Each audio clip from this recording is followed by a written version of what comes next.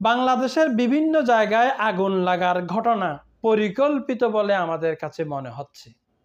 প্রথমে আগুন লাগে ঢাকার মিরপুরের গুদামে, এরপর সেই আগুন সরাসরি চট্টগ্রামের বন্দরনগরী চট্টগ্রামের ইপিজেড এলাকায় এমনভাবে আগুন লাগে যে ছাদ পর্যন্ত সেখানে ধসে পড়ে।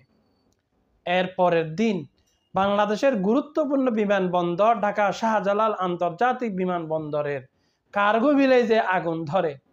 এখানে একটি বিষয় আমরা লক্ষ্য করছি, সেটি হচ্ছে কোথাও জানের কোনো ক্ষতি হচ্ছে না, শুধু কিভাবে দেশটাকে অস্থিতিশীল করা যায়, পঙ্গু করে দেওয়া যায় অর্থনৈতিকভাবে, সেটি করা হচ্ছে বলে আমাদের মনে হচ্ছে। এর আগে দেখলাম আমরা চট্টগ্রামের এক্সেস রোড এলাকায় আগুন ধরে, আরও বিভিন্ন জায়গায় ছোটোখাটো আগুন লাগার ঘটনা আমরা লক্ষ্য করেছি। যদি বাংলাদেশের কোনো দায়িত্বশীল সরকার থেকে থাকে, যদি বাংলাদেশে কোনো গোয়েন্দা সংস্থা থেকে থাকে, তাহলে তাদের কাজটা কি, এটি আমাদের কাছে এখন বড় প্রশ্ন। তার চেয়ে বড় কথা হচ্ছে তারা প্রজাতন্ত্রের সেবক, তাদের যথাযথ ফাংশন করা অত্যন্ত গুরুত্বপূর্ণ।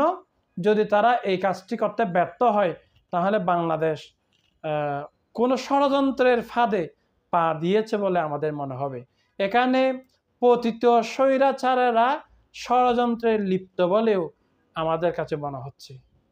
যথাযথ পদক্ষেপ নেওয়া বর্তমান ডক্টর ইউনূস সরকারের গুরুত্বপূর্ণ বলে আমরা মনে করি।